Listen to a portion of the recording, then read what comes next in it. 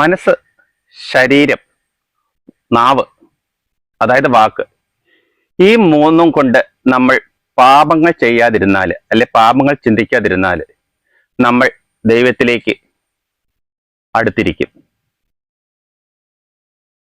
മനസ്സിലായല്ലോ കാര്യം?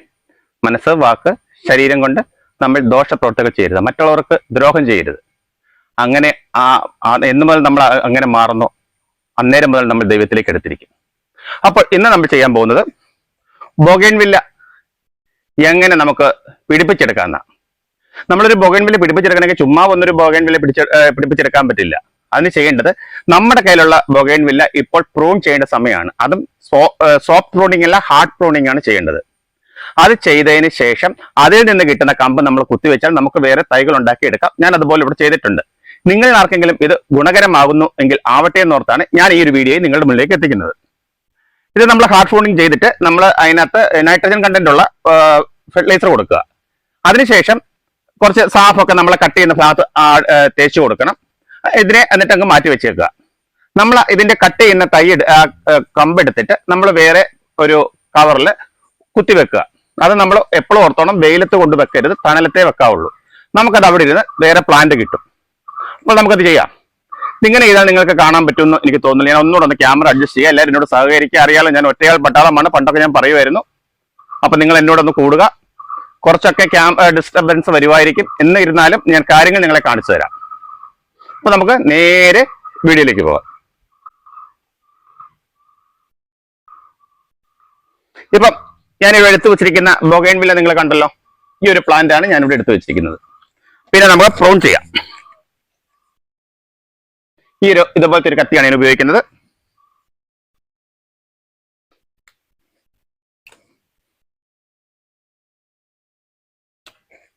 ഇതിന്റെ എല്ലാ ഭാഗത്തും ഇങ്ങനെ നീണ്ടിരിക്കുന്ന തണ്ടുകൾ നമ്മൾ കട്ട് ചെയ്ത് കളയുക. നമുക്ക് ആ തണ്ടൊന്നും വേണ്ടെന്നല്ല, നമ്മുടെ ചെടിയിൽ അത് വേണ്ട.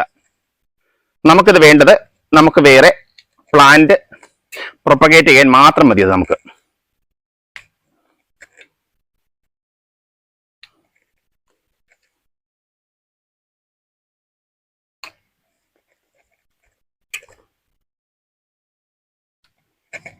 പക്ഷെ ഇപ്പം നമ്മൾ ഇത് ഹാർഡ് പ്രൂൺ ചെയ്ത് കൊടുത്തു കഴിഞ്ഞാൽ അത് നല്ല തളിരിട്ട് വരും. ആ തളിരിട്ട് വരുന്ന സമയത്ത് നമ്മുടെ സീസൺ ടൈമിലാണ് വരാൻ പോകുന്ന ബൊഗൈൻവില്ലയുടെ. ആ ഒരു സമയത്ത് നമുക്ക് ഇതിന് നിറച്ച് ധാരാളം പൂക്കൾ കിട്ടും.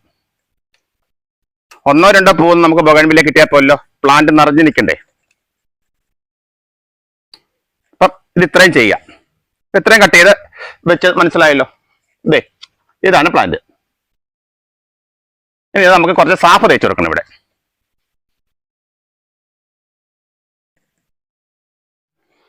സാഫ് ഞാനിവിടെ ഒരു പാത്രത്തിൽ കലക്കി വെച്ചിരിക്കുകയാണ്.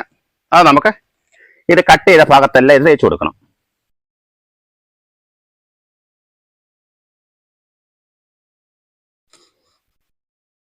ഇത് 2 ദിവസം നമ്മൾ ഈ പ്ലാന്റ് മഴ നനയാതെ വെക്കണം കേട്ടോ. എന്താന്ന് വെച്ചാൽ ഇപ്പൊ നല്ല മഴയല്ലേ, എവിടെയെങ്കിലും ഷെയ്ഡിലോട്ടൊന്ന് മാറ്റി വെക്കുക.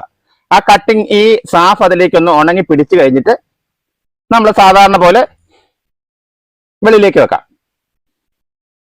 എന്നുവെച്ചാല് മഴവെള്ളം വീണത് ഫംഗസ് ഒന്നും ഉണ്ടാകണ്ടെന്ന് ഓർത്താണ് ഞാൻ അങ്ങനെ പറഞ്ഞത്. ഇതൊന്നും ഉണങ്ങിയാൽ മതി കേട്ടോ.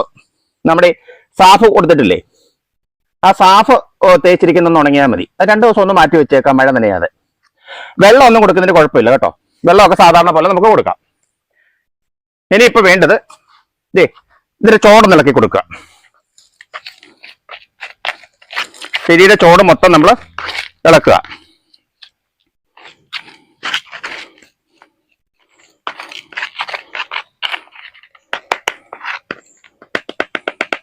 ഓക്കെ, ഈ സാധനം നമ്മുടെ യൂറിയയാണ്. ഈ യൂറിയ നമ്മൾ നമ്മുടെ പ്ലാന്റിന്റെ ചുറ്റും ഇട്ട് കൊടുക്കുക. കുറച്ചിട്ടാൽ മതി കേട്ടോ.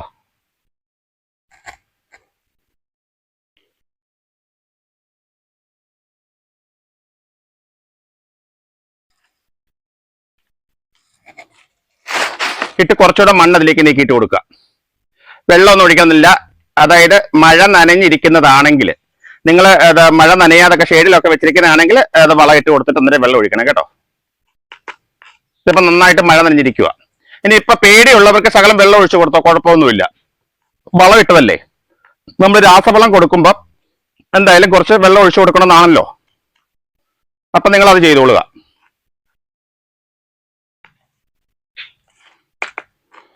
അപ്പൊ നമ്മുടെ ഹാർഡ് പ്രൂണിങ് കഴിഞ്ഞ പ്ലാന്റ് അതിന്റെ പരിപാടി ഇവിടെ ഓവറായി. നമുക്ക് അടുത്ത ചെയ്യേണ്ടത് നമ്മുടെ കട്ടിങ് എടുത്തിട്ടില്ലേ, നമ്മൾ കട്ടിങ് നമ്മുടെ സൈസിനനുസരിച്ച് കട്ട് ചെയ്തെടുക്കുക.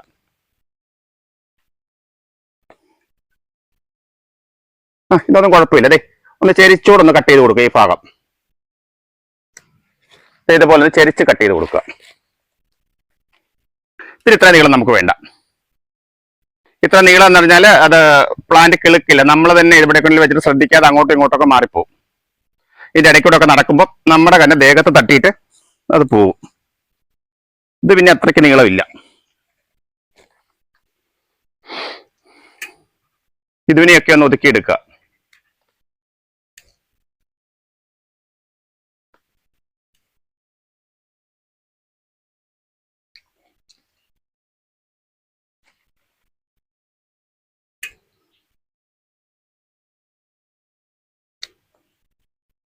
ഇത്രയും കമ്പ് നമുക്ക് ഇതിൽ നിന്ന് കിട്ടി. ഇത്രയും കമ്പാണ് കിട്ടിയിരിക്കുന്നത്.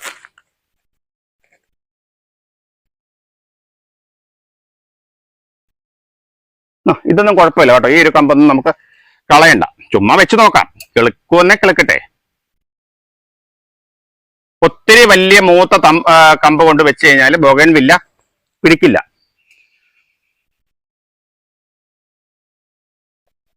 ഒത്തിരി ഉണ്ട് കേട്ടോ. തൈ ഒത്തിരി നമുക്ക് കിട്ടും.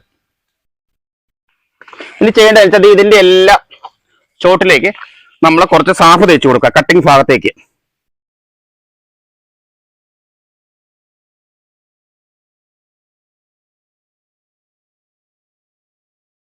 അതെന്തിനാന്ന് വെച്ചാൽ മണ്ണിൽ വെച്ച് കഴിയുമ്പോഴത്തേന് ഫംഗസ് ഒന്നും അറ്റാക്ക് ചെയ്യരുത്. നമ്മുടെ ചെടി വളർത്തുന്നതോടെ ഏറ്റവും വലിയ വർഗ്ഗ ശത്രുവാണല്ലോ ഫംഗസ്. അപ്പം ഇത് കണ്ടോണ്ടിരിക്കുമ്പോൾ നിങ്ങൾ ഒരു കാര്യം ചെയ്യുക, ഒന്നൊരു കമന്റ് ഒക്കെ ചെയ്തേക്കുക കേട്ടോ. ആ ലൈക്ക് ചെയ്യുക, അതൊന്നും മറന്നു പോകണ്ട. ആ ലൈക്ക് ചെയ്യുമ്പോൾ ഒരു ഹൈപ്പ് എന്ന് പറയുന്ന ഓപ്ഷൻ വരും, അതും കൂടി ഒന്ന് കൊടുത്തൊന്ന് ഹെൽപ്പ് ചെയ്യുക. പിന്നെ ആദ്യമായിട്ട് ആരെങ്കിലും നമ്മുടെ വീഡിയോ കാണുന്നുണ്ടെങ്കിൽ ഒന്ന് സബ്സ്ക്രൈബ് ചെയ്ത് നമ്മുടെ കൂട്ടത്തിൽ ഒന്ന് കൂടുക. ഒന്നും മറന്നു പോകരുത്. ഇത്രയൊക്കെ ചെയ്ത് ഇനിതേ ഇത് നമ്മൾ ചെറുതായിട്ട് ഇതുപോലത്തെ ഇതെല്ലാം ഞാൻ വെക്കുന്നത് നിങ്ങളെ കാണിക്കുന്നില്ല. ഇത് ഞാനും മണലില്ലേ, ആറ്റുമണലും സാധാ മണ്ണും കൂടെ മിക്സ് ചെയ്ത ഒരു പോട്ട് മിക്സാണ് ഇതിനകത്ത് നിറച്ചിരിക്കുന്നത്. ഒരെണ്ണത്തിനകത്ത് നമുക്കൊരു 2 എണ്ണം അങ്ങ് വെച്ചു കൊടുക്കാം.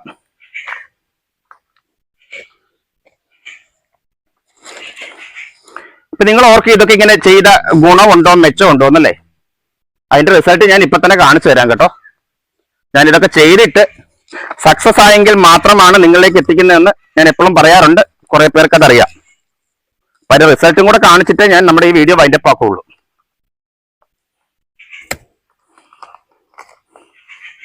ഇനി ചെയ്യേണ്ടതെന്ന് വെച്ചാൽ ഇത് എടുത്തിട്ട് ഈ നമ്മുടെ തൈ എടുത്ത് നമ്മൾ വെയിലത്ത് വെക്കരുത്. വെയിലത്ത് വെക്കരുത്, തണലത്ത് വെച്ച് കൊടുക്കുക. ഇവിടുന്ന് കിളുത്ത് കയറിയതിന് ശേഷം മാത്രമേ നമ്മൾ വെയിൽ കൊള്ളിക്കാവുള്ളൂ. ഷെയ്ഡിലേക്ക് മാത്രം ഇത് അങ്ങ് മാറ്റി വെക്കുക. അപ്പോൾ ഇത് ഞാൻ ചെയ്ത് ഇത്രയൊക്കെ കാണിച്ചു. ഇതൊക്കെ നിങ്ങൾക്ക് ഉപകാരപ്രദമായെന്നാണ് എന്റെ വിശ്വാസം.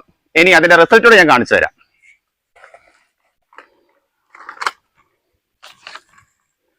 ഇതാണ് നമ്മൾ ചെയ്തതിന്റെ റിസൾട്ട്. എങ്ങനെയുണ്ട് അതിന്റെ റിസൾട്ട്? ഞാൻ ഈ കാണിച്ച മെതേഡുകൾ മാത്രമേ ചെയ്തിട്ടുള്ളൂ, വേറെ ഒന്നും ഇതിനകത്ത് അഡീഷണൽ ചെയ്തിട്ടില്ല. ചെയ്യുന്നത് ഡ്രൈ ആകുന്ന സമയത്ത് കുറേശ്ശെ വെള്ളം ഒഴിച്ചു കൊടുക്കുക. അങ്ങനെ പിടിപ്പിച്ച പ്ലാന്റുകളാണ് ഇത്.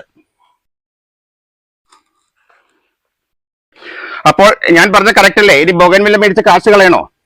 ഈ സമയം എല്ലാവരും ബൊഗൻവില്ല ഫോൺ ചെയ്യുന്ന സമയമാണ്. നിങ്ങളുടെ ഫ്രണ്ട്സ് ഒക്കെ ആരെങ്കിലും ഉണ്ടെങ്കിൽ അവരോട് പറയുക, നിങ്ങൾ വെറുതെ കട്ട് ചെയ്ത് കളയുന്ന കമ്പങ്ങി തരുവോ, എനിക്കൊന്ന് പിടിപ്പിക്കാനാണ്, ഞാൻ വാങ്ങിക്കാൻ കാശില്ല എന്ന് പറഞ്ഞാൽ വെറുതെ കളയുന്നതാണ്. അതെന്തായാലും നമുക്ക് തരും.